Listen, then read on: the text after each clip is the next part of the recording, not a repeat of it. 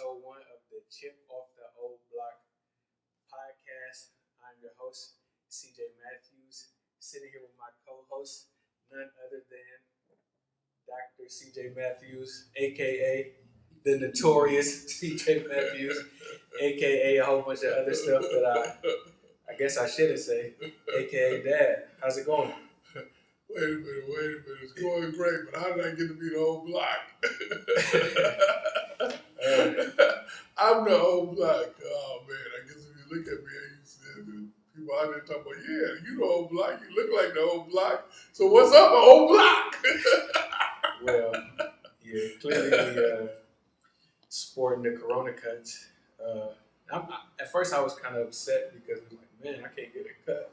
I'm doing all this, create all this content, all these videos, I'm on camera, preaching, and I can't get no cut. But now, honestly, I don't mind it. I'm embracing it. I want to see how long I can go and see, come out this thing kind of looking like Book of Eli.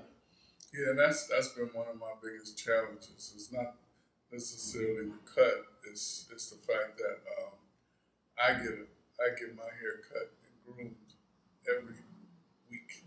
And me and my barber argue every week because he's like, you don't have no hair.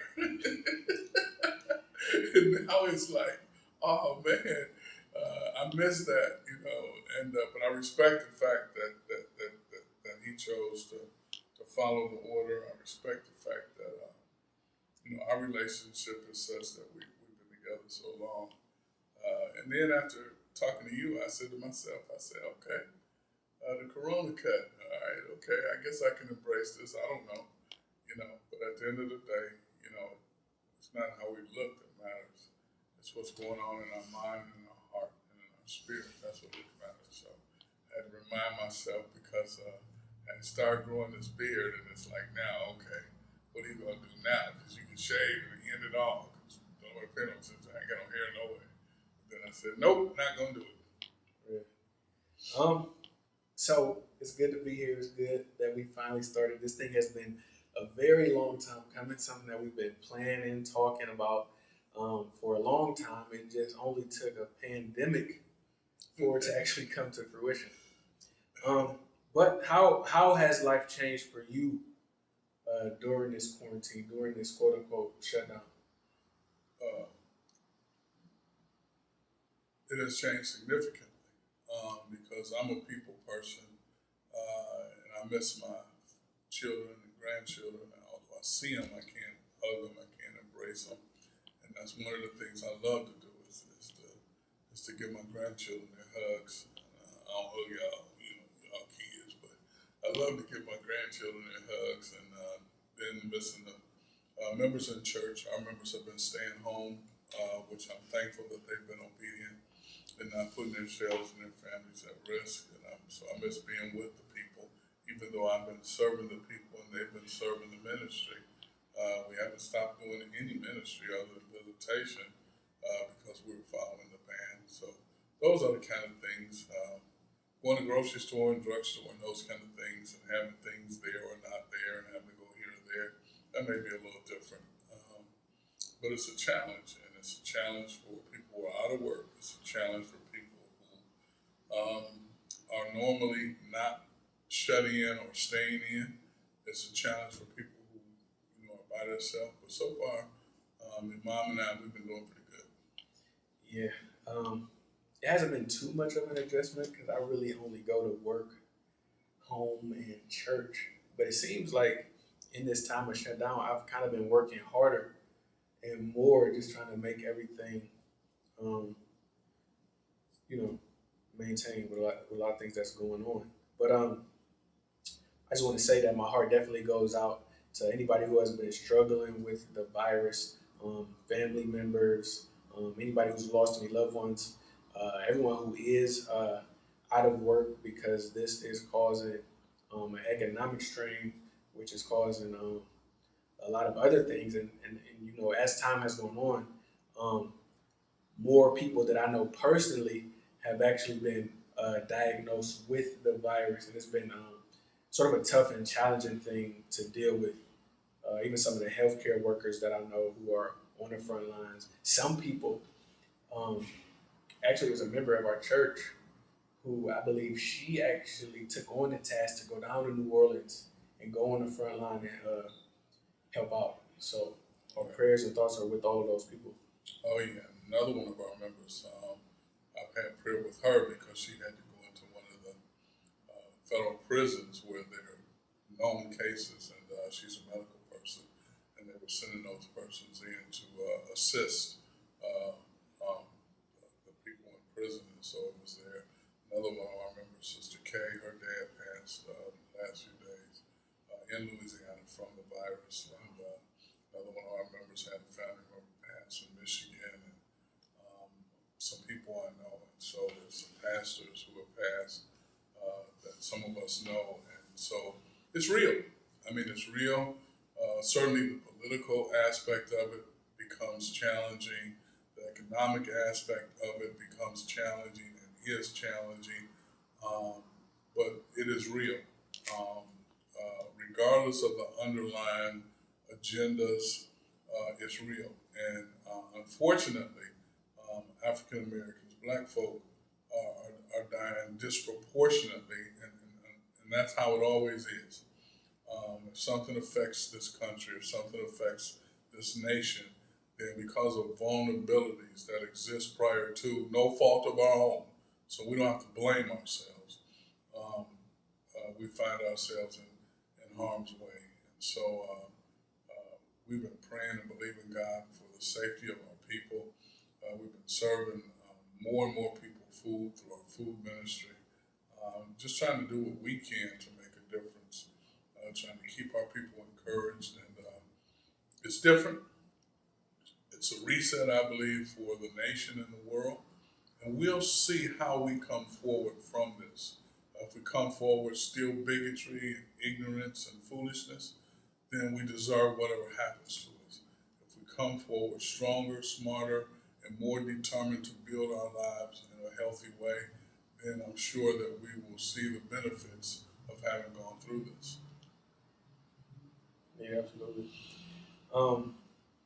In a lot of ways, it has been a huge adjustment. And I guess since we are preachers, we can start out with how church has adjusted. I've seen a ton of creativity from drive-in services where they had a special frequency so that the members could stay in their cars and tune in. We've seen church and Bible studies done from homes, and I don't have the statistics to prove it, but I bet live streaming, not just Facebook Live, but live streaming of church services has increased by hundreds, if not thousands of percent, and people are finding new and creative ways to connect. And I think that is really funny because, not too long ago, I've been having so many conversations about just how critical it is for us to take advantage of the internet and media and of connecting digitally. And a lot of people's response has been, not to reduce God to this phone or to these devices. And now, not to beat up on anybody, but now, there's not much of a choice. Well, anytime there's a shift in technology or a shift in focus, there's resistance. And when the printing press was invented, it literally changed how the gospel was able to be disseminated across the world. And so when the internet came into existence, it changed the way the world communicates. Not an individual, not a personal choice. It changed the way the world communicates. We are now able to disseminate information in real time. Right. All right. There doesn't have to be any filters.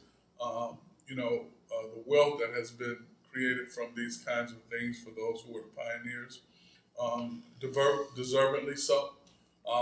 It's really easy to sit back now and benefit from these things while we may not understand the wealth that was created.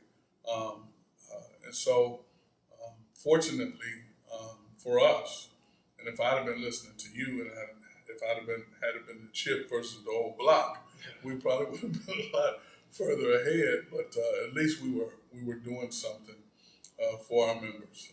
But now I believe it's a reset. Okay, it's going to be a reset for the world and how we do things because the virus is not going away. Anybody think it is doesn't know anything about the cold, flu, and anything other viruses that's in our world today. They don't go away. All right, we build up immunity. Some people die. We find vaccines. We find medicines. We don't have a cure for the common cold. So the fact that this virus is here and people are hoping that May 1st is some magic date to start doing stuff is ludicrous. It's nonsensical. All right, it doesn't make scientific sense. It doesn't make medical sense. Right now, every decision that's going to be made going forward is going to be made and driven by politics and economics. The early decisions our governor made was about health, all right? And it was about health. We were in a panic as a result of the pandemic. We were wondering, we were grappling, we were scraping, we didn't understand. We don't know much more now than we did then. The models they're using are totally oblivious to major factors, even though they're the best we have. So it's not to discredit them. They're the best we have, but there's so many unknowns still. And if you're anybody who understands science, it's those unknowns that'll kill us. And we have to be careful as a community. And this is not to just make this a race issue, but we have to be very careful as a community because we are disregarded and disrespected in this thing. Just watch. In the next several days, you're going to see the list of businesses who got the money and see who's on that list you know. All right? See where your community is on that list. We have to be extra cautious for ourselves, our family, and our children. I'm not trying to scare anybody. Because at the end of the day, it's going to be about personal choices, personal behaviors, and personal responsibility. And I just believe we have to be very cautious because we have not seen the full scale of this thing because we did follow the leadership of our governor early on, and we did do some things. And it bothers me that people wanted to make us believe because a couple people did something that the black community wasn't following the guidelines. We followed the guidelines just like everybody else. We're as scared as anybody else. Yeah, absolutely. I find it interesting how the conversation shifts so rapidly. And obviously it's very complex and there's a lot of moving parts associated with it. But I just find it interesting. And I was sharing this on social media, which I got a bunch of various different responses on. But I just find it interesting that in our state in particular, just last week, the conversation was we're 1 to 2 weeks away from the spike or the peak, however you want to call it, whatever that means. But now, as of today, 2 weeks from now, we're going to gradually begin to reopen. And based on, I got a lot of different responses. Some I agree with, some not so much. And I'm not surprised by anything that our government ever does because just life experience. But I just feel like, and excuse my language, you know, it may have started out about public safety, but unfortunately, it feels like that's going out the window. But there's an old saying that my coach, Rich Rodriguez, used to say, and it's a little colorful. I think it's probably a Southern or country saying, but he says, don't piss on my back and tell me that it's raining. And that's kind of how I feel when it comes to a lot of things that are going on as a result of this. But I guess my question is, first of all, as the church, and I guess you can't really speak for the church at large, but I guess our church specifically, how soon is too soon to reopen? Right. I've been sharing with people for the last month or so.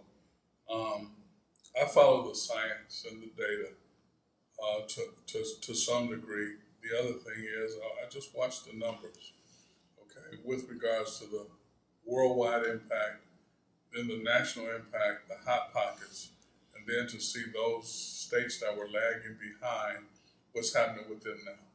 Those states that chose the herd model over against what our governor did. How is that going?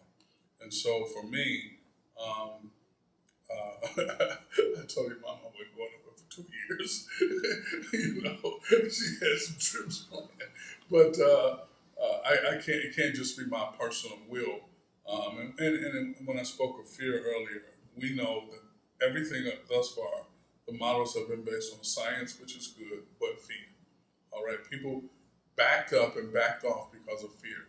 We know fear is never a good model to build anything on. Okay, and so once those fears are relieved, okay, then people begin to move back into some lifestyle that as they go forward, then they'll become relaxed. And that's the challenge we have is the moment we relax, what's going to happen. And so for me right now, I'm going to watch what they say. I'm going to listen to what they say. And if they open up everything on May 1st, I'm going to say to our folk, not yet. Okay? Because I just don't believe that people have developed enough of the safe behaviors, all right, not to relax. They won't be rebellious. I'm not talking about these crazy rebellious people. It's just relaxed, okay? It's normal to want to be comforting to a person if they're hurt, Right. and give them a hug. That's normal, Yeah. okay? All of the normal things we do that are not rebellious, not bad, but just normal that right now we can't do. And I heard one medical expert say early on in this thing, and it was so much wisdom because I hadn't thought about it.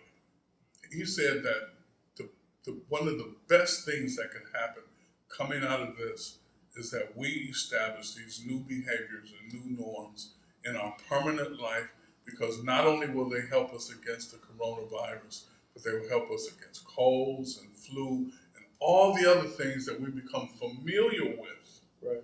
that we transfer.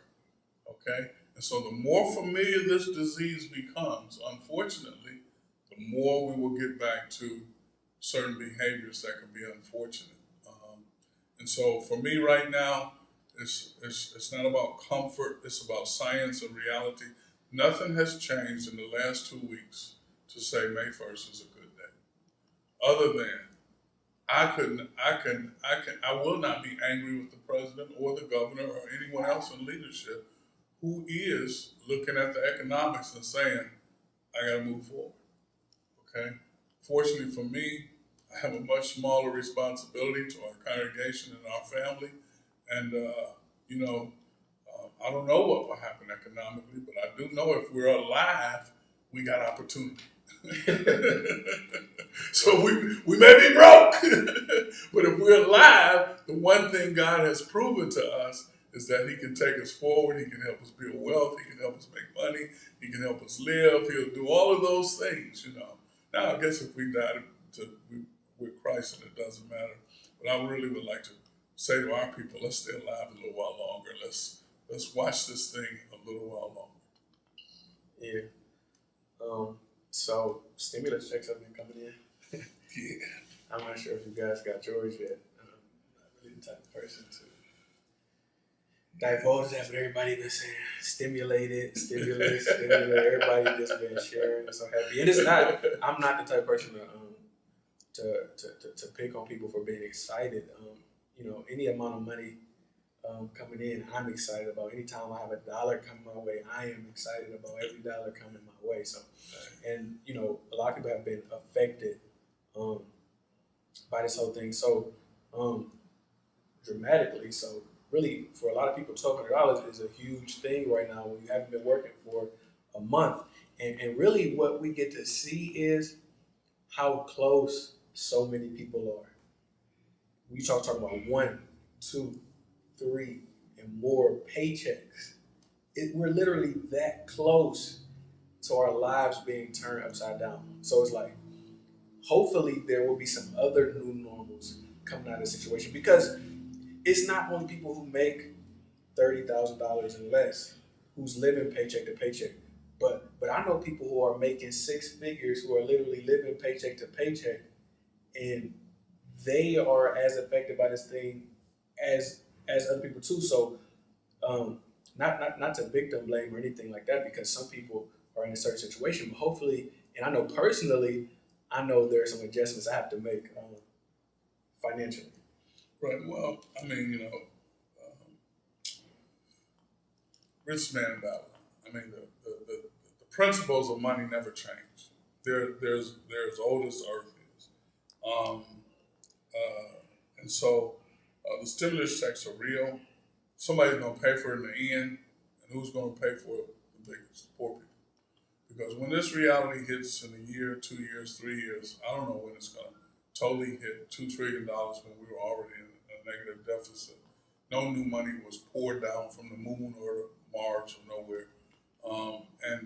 So it's going to be paid for on cuts to things that affect vulnerable populations. And that's one reality. So people should enjoy their stimulus checks now because unfortunately they're going to pay later. As far as building wealth and managing resources, that's a message that's been on the radar screen. I really appreciate how the younger generations are really embracing that. But as far as paycheck to paycheck, we don't have to feel bad. 76%, I think, of Americans live paycheck to paycheck, whatever you want to call that. Okay, the last decade, Americans aren't saving. Very little cash to invest. Some people take advantage of it. Those people reap the benefits. Some people save. Those people reap the benefits. Some people work 2 jobs, not understanding that the second job is a get out of debt job, and they turn it into a lifestyle job. And unfortunately, now they're working 2 jobs just to live at a certain level of life. And so the disciplines it takes to move from one economic place to another are available to everybody. I've never thought of poverty as it relates to money. It's a mindset, it's a condition. It's unfortunate for some people because they've learned that behavior and don't even know it. I look at our food bank and I don't like to bother people, but I prayed for the day when the same people who come to our food bank would come to our financial classes or economic classes and at some point be empowered to become a volunteer at the food bank, not a recipient of the food bank. Because for years, and we know the Word of God teaches us that we should feed the poor and give clothes to those who are naked and visit those who are in prison, and we do all of those things. But I still believe that the empowerment model says to take our brother and not just teach him how to fish, not just teach him how to catch a fish, which I get sick of hearing people say that. I don't want to just learn how to fish. I don't want to just learn how to catch a fish. I want to own the doggone pond and give out the license. Okay, that's what I want to do. I want to determine who can come to the pond and fish. That's where we fall short. We're not in on the key decisions that are made that determine how wealth is distributed in this country. And one of the ways we can do that, 2 of the ways we can do it that's real easy and doesn't cost you anything, is by filling out your census. That brings wealth to your community. These stimulus checks wouldn't exist if it wasn't for census. Number 2, vote. Okay, and I'm the old block.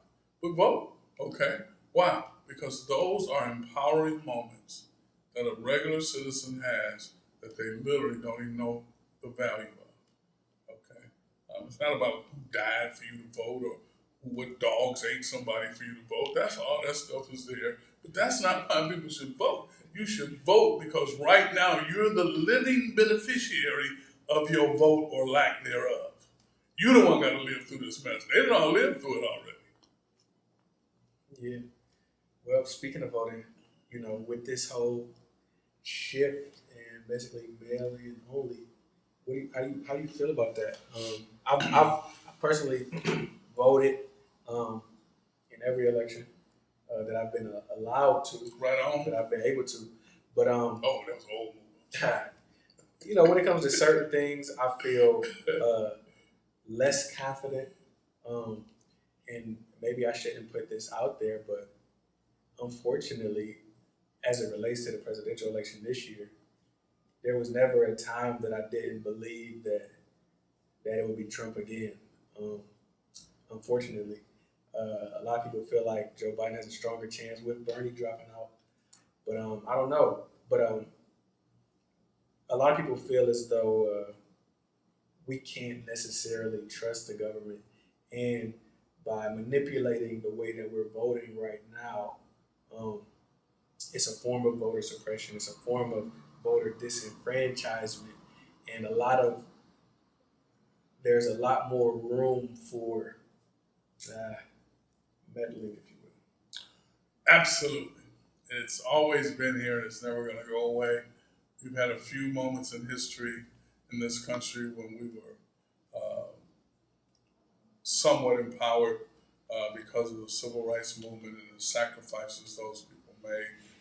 I certainly don't want to minimize those things, but the current generations are connecting to that. Okay, and those of us who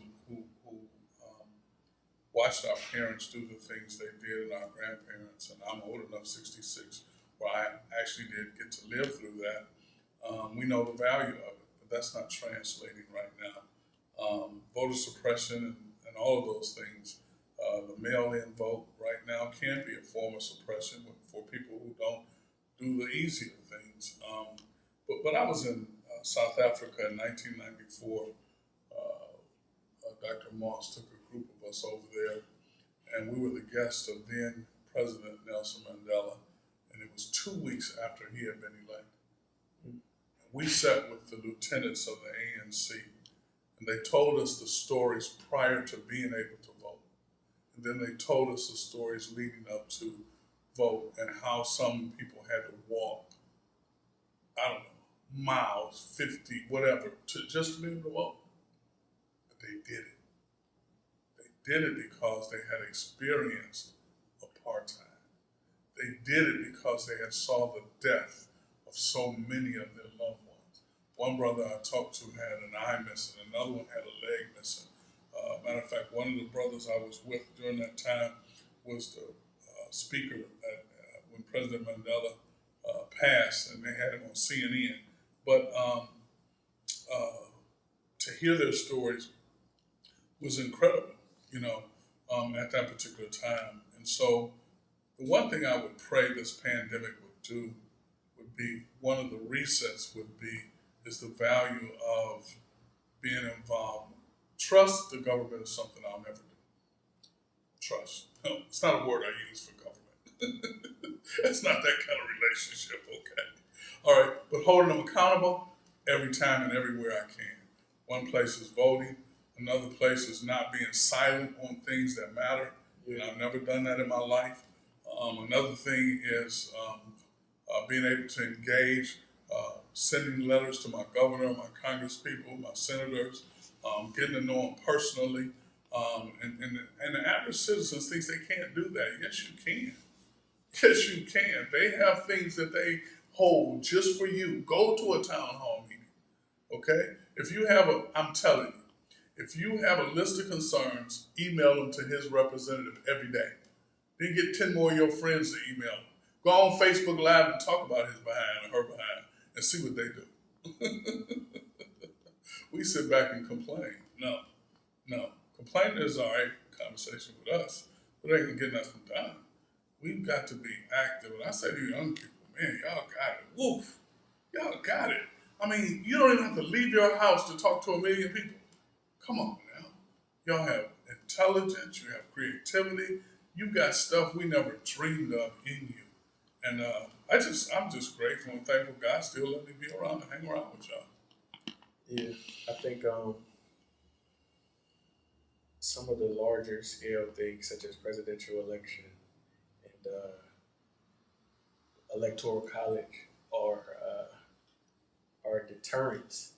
And because of those kind of things being so loud or having such a large voice or platform, a lot of times we don't realize the power that we have, specifically in the local elections, which kind of matter the most.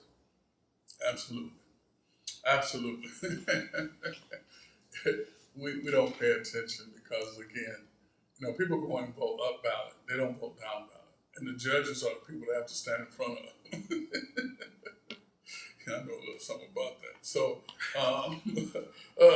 so the judges are the people that have to stand in front of. So, you got to vote to full ballot. And those people are much closer and easier to talk to get to know.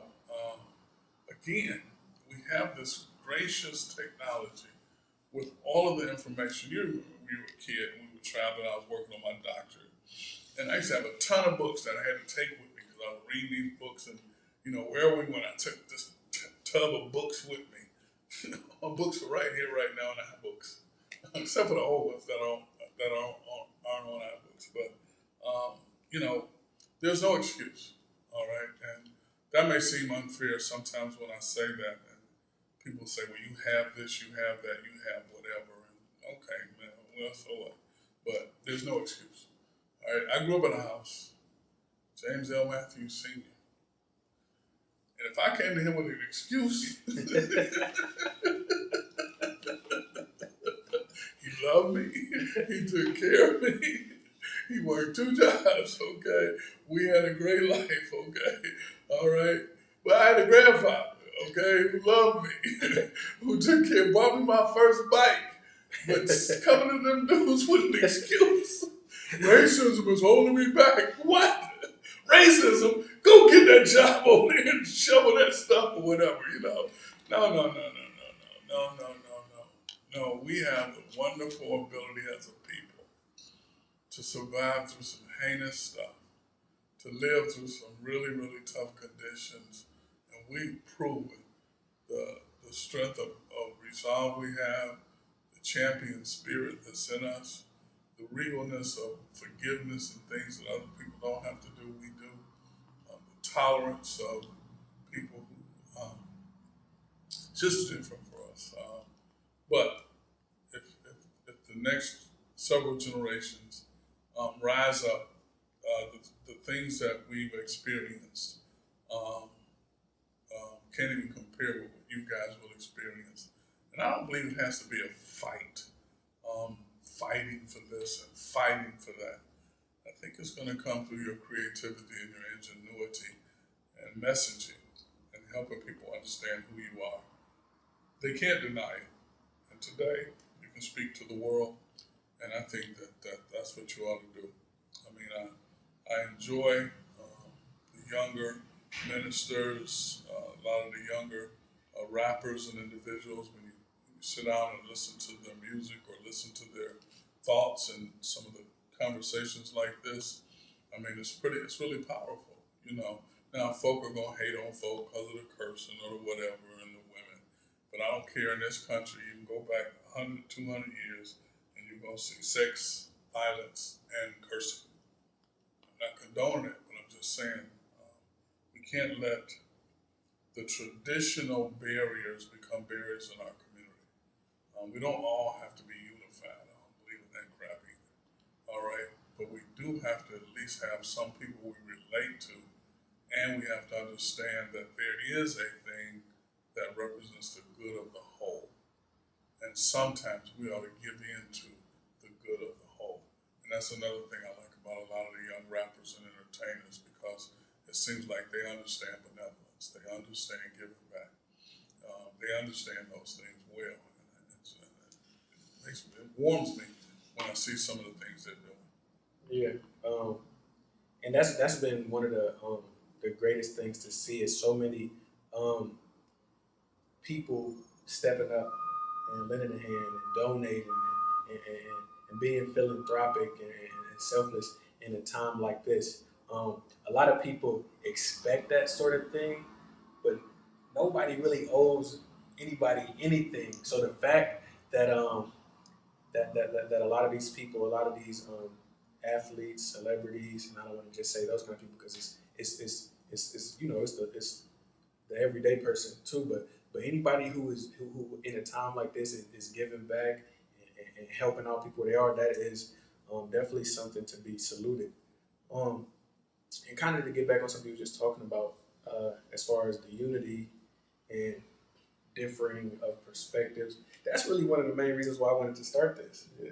It's really a blessing, and it's like a no-brainer because basically we get to come down and sit down once a week, and 5 alone we get to just kick it, chop it up, pick each other's brains. And the beauty is that nowadays we can document that and chronicle these conversations, but we can be active participants in the culture.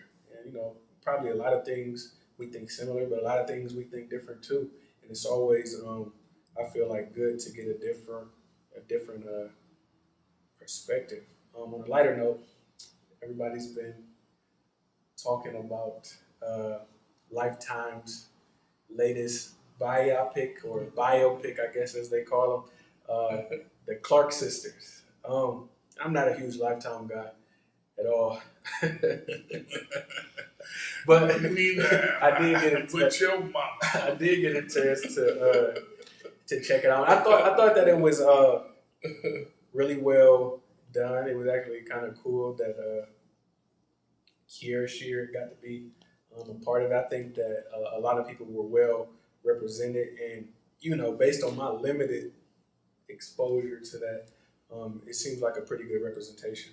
Yeah. Well, I'm always the first thing I want to know is what did the family think about the production. That's always my first concern because if the family is not comfortable with what was done, then I'm not comfortable with what was done. So that's always my first reaction. It's not just the cinematic view or the airing view. It is, okay, I wonder how the family felt about this because, some things were shared about their life, and that's always important to me. I disdain some of the post-death documentaries on some of the African American people, and by some of our high-profile people too, because to rehearse things after someone's deceased that have already been adjudicated is just to me disingenuous and unnecessary, regardless of what you thought about the individual. But I enjoyed it, and I watched it. And I'll be watching a whole lot of stuff. I want y'all to know that I'm the hardest dude you know. But anyway, I did watch it. And during this thing here, I've been watching a whole lot of your mama movies. So, because we go to the movie every week. Her and I on Mondays is our off day, and we do a little sick visitation, and we go to the movies after we do a little visitation. Say, why you work on your off day? Because visitation's not work. Okay, it's one of my joys. Okay, to see our people, and when you've lived a life like I have, and you're learning to, I've lived a life based on the benevolence of other people. That's been my life because people are benevolent toward me. Now you can teach tithing, you can teach whatever you want to preachers. That's your business. All right, but nobody has to ever give a dime to nobody. Okay, all right. And so when you live a life out of benevolence, it's a different kind of life. And so anyway, we go to movies, and so that was one of the first things we talked about changes. We were like, oh man, no movies. She was like, no movies. I was like, oh wait, no popcorn. Because she go to the movie, I go to the popcorn. So, because she want to see stuff, your mama. But me, I'm going for and I know he's a preacher. Yeah, that's right, I'm a preacher, but I want to see the rough stuff, the kill him and shoot him and all that, the action movies. And I like all those kind of movies. I don't go to the movie to build up my spirit. I don't go to the movie to enlighten my brain. I've learned how to do those things. I go to the movie to take my wife on a date and either enjoy the movie or go to sleep. But in the end, I get some popcorn, I get to be with her. So the movie is just secondary to that. It's something we like to do. But I thought it was a good take. I would like to see the post reviews, not from the review folk, but from the family. I thought all of the actresses were really good. In that sense, having grown up through the era of the Clark sisters and knowing the just giftedness of Dr. Mattie Moss Clark and what she meant to the religious world in general, Church of God in Christ in specific, but what she meant to the spiritual world and music and devotion and commitment to holiness and those kind of principles that aren't really touted today.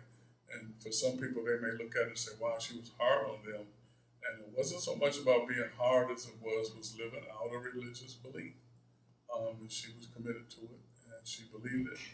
And she was a tremendous spirit in the earth during her season and brought so much joy and edification to millions of people, which they're still doing because of her legacy. And so I think it was a good family to focus on, and I hope people take away those things that were valuable to her and are valuable to them.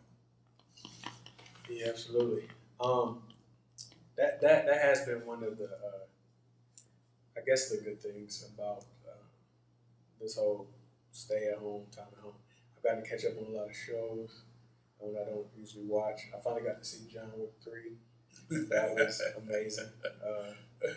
Ozark, things like that. But actually, the most interesting thing that I saw recently was not really a show, it was a commercial. The Browns made a commercial to unveil their new, well, old, new, but I don't know, kind of a new take on the old uniform. And it seems like the whole Cleveland is fired up. And I've been seeing a lot of people posting the fact that I guess this past week was re-up time on season tickets. So a lot of people are hopeful for the season. A lot of people are hopeful for their new seats. And I'm not sure what they're gonna do, what they're not gonna do, if the NFL is gonna return at all. But I would be interested to see it.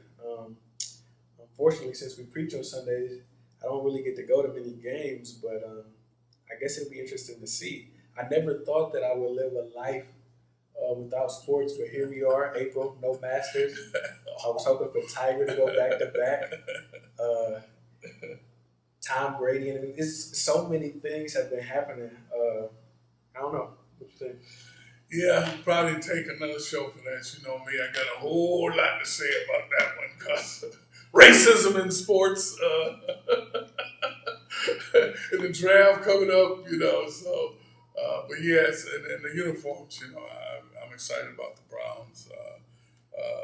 One of the former VPs, when the Learners had the organization, and I had a relationship with them, asked me, CJ, what are they saying out on the streets?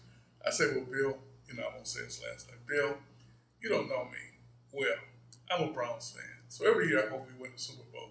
After a few games, then I said, well, okay, I'll just pray for them. Now, I wasn't on the Super Bowl bandwagon last year, but I do like the fact that we have a solid owner. Because the Learners were solid owners. The Haslams are solid owners. We have a good organization now. Okay? And that's extremely important because you don't build a football team with the people on the field. You build it with the people in the suites, and a lot of people don't understand that. So we got a solid organization right now, and we got a good coach, and he seems to be bringing in a good staff, and we got some heck of a players. I pray for our quarterback that this year he will kind of get focused and do what he's capable of doing, and it should be a much better year. This year should be a good year, but we don't want to set expectations that are unrealistic.